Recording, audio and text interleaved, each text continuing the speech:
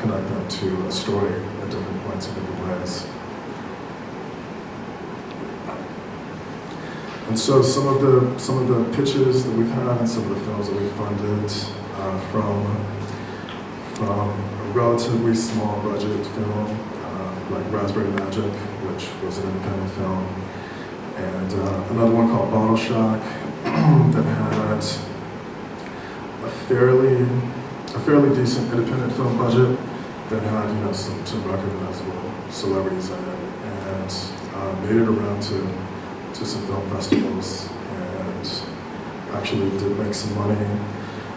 We had another project called Sold that's still in development and pre-production, and that was a project about human trafficking that has some notable actors and like David Arquette and Lucy Liu and Emma Watson, and it was a really great project because it's a social venture project as well, and so the funds and proceeds are going to a few different charities that work to rescue people that are victims of social trafficking in India.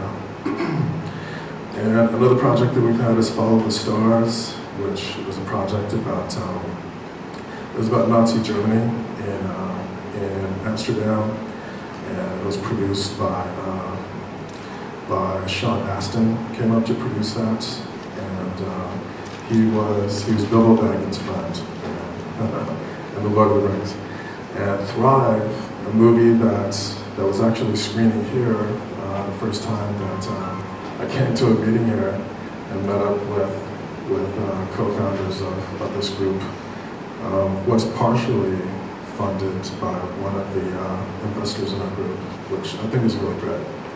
It's if anyone hasn't seen it or knows anything about it, it's a documentary kind of like I Am or What the Bleep, and so I think it's a great project about moving into new cultural modes for the new millennium. And Miles and Me is one of the latest projects that a few of the members and investors in our group are working on. It's a story about Miles Davis, the autobiographical story about Miles Davis, and it looks like a really great project. It's starring Sam Jackson as Miles Davis, so I think it could definitely be one of the great projects that we have. And so the process usually looks like this. We have submissions and producers and anyone who basically is pushing a project, right? It could be a film, a TV show, a website, an app as well. Submit something like an executive summary or a one sheet to myself or a few of the other managers in the group, and we make selections. And we usually select projects based on certain success factors and the track records of the principals involved with the projects. And some of them are the typical types of commercial elements. And we also select projects based on a combination of the creative as well. The creative and the IP and bankable name brands and stars. And I put a little note on that. A star officially is someone who's previously been in a film grossing $50 million or more domestically. And not to be mercenary, but producers, especially in Hollywood with major production companies and sales agents, actually do have sheets, that have a dollar value, that stars usually bring to films, and so they do take that into consideration, and so another detail that's actually really interesting about that is that the economics professor that actually is really pushing that information found that, and it's been proven that the Pareto principle actually applies to film in budget, the 80-20 principle. And so he's found that 80% of films do not make money, right? And so that actually relates to stars as well. He found that that is especially the case and compounded when these stars are paid what these sales agents believe them to be worth. So that's just a detail. And so we definitely select projects that ideally have track records or team members that have track records. And the selection process definitely has some subjectivity to it. And some of the most experienced producers that I've met and known, still say that they select projects that have to be made. Right? It's just that can't really be turned down, because the evidence they present, is so great that it's such a valuable project that has to be made. And so, some of the typical commercial elements are popular mainstream genres. There are about a dozen or so genres that are typical, that a lot of producers work to kind of conform to a certain extent for different reasons, like horror, there's horror, drama, comedy, sci-fi, and marquee talent or stars definitely make a big difference. Brand name recognition makes a big difference, and a prestige team, of course, talent and companies attached make a big difference as well. And usually to get funded, there really has to be, or it's encouraged that there is at least an established director, producer, or talent attached at the least. Or it could be, just an amazing story that has to be made. And that still happens as well. There are definitely independent film projects that, as we all know, that have no stars, there are people that are first out and still make it. And so then we have our pitch meetings after we have our selections, and producers pitch their projects.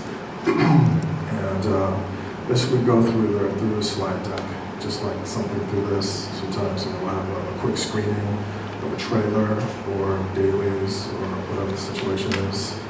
And then the investors will follow up individually and take on the financing, usually individually or teamed up with some of the other investors or members, some of which are VCs and type investors that are used to the typical process of creating a deal memo and going through the entire funding process.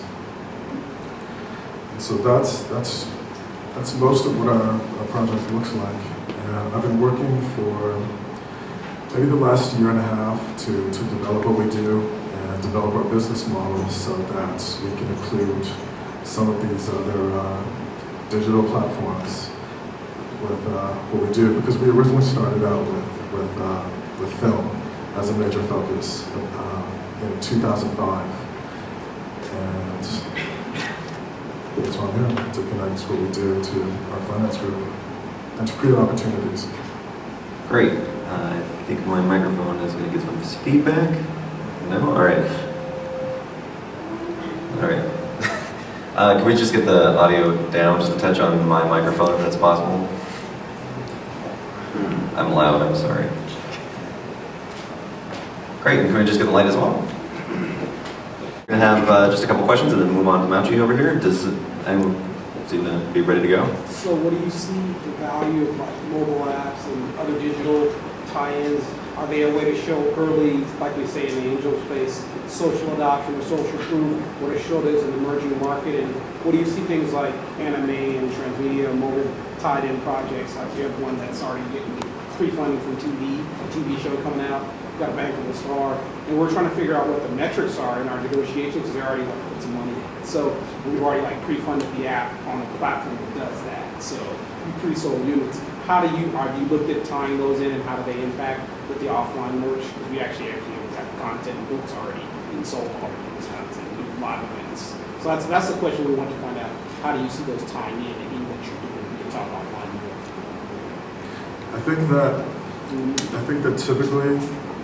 typically film producers and And the major companies, from what I understand, see a lot of the transmedia as collateral, right? Marketing collateral and ancillary, properties that can work with their films to create engagement, long before the film screens, like Planet of the Apes, right? They had the web series out, and I think the film with Tom Cruise, War of the Worlds, had like even like a sidewalk graffiti type of thing that they didn't reveal, for months. And so I think that for a while, I think that some people will still see it as that, right, as a part of the marketing budget. But I think that it will be kind of turning around soon, right? So that, and I know it is. I hear that it is from people that are in the know, right? Yeah. That projects are initializing as transmedia projects, right, with their multiple storylines and touch points. So. Yeah, they're actually driving a lot of revenue for web-based ones. Yeah, a lot of revenue. Yeah. Go ahead. Could you briefly describe the types of investors you guys have, and are these people that solicit you, or they find out, are they people that say, I want to invest in film now, and what are my avenues to do that? You described the bottom up, now maybe you can describe the top down a little bit. Well, I know that a lot of these VC firms have managing directors or managing partners that handle distinct business units, right? I would say typically, most of them now typically have units like there's of course technology, clean tech, there's definitely media and gaming, and so I would say quite a few of them have come from the world of connecting through media, right? Mostly, I would say through the internet and media tech that's connected to their VC firms through that avenue. But I know that some of them have worked in completely different areas and have just always had an interest in film and production and have connected with some of these other investors. So. Do you get a pretty good retention rate on these investors? Do they invest in one film and then come back and invest in another? I think that we have.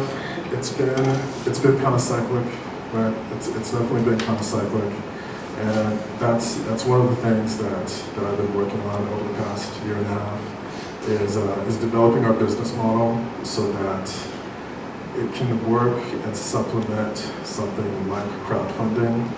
So that it's not necessarily completely ad hoc, but people can contribute based on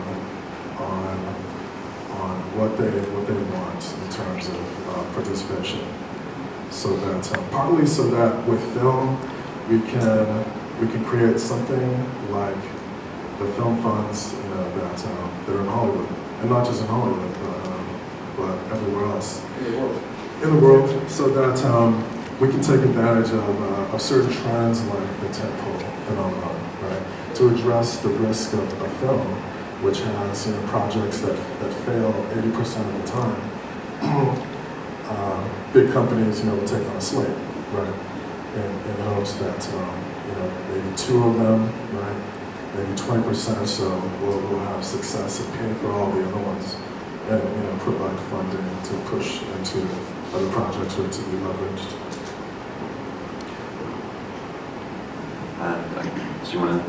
Do you have a ratio of what you're funding, whether it's like X amount of documentaries, or do you have set guidelines? We What don't. types do you fund? We don't at the moment. We don't. And most of the films and the producers and the investors, well, not just most, but they all sign confidentiality agreements, and most of them do not give up much information for different reasons. And but that's another big factor that I'm working to address, so that we can create some success stories with what we do here.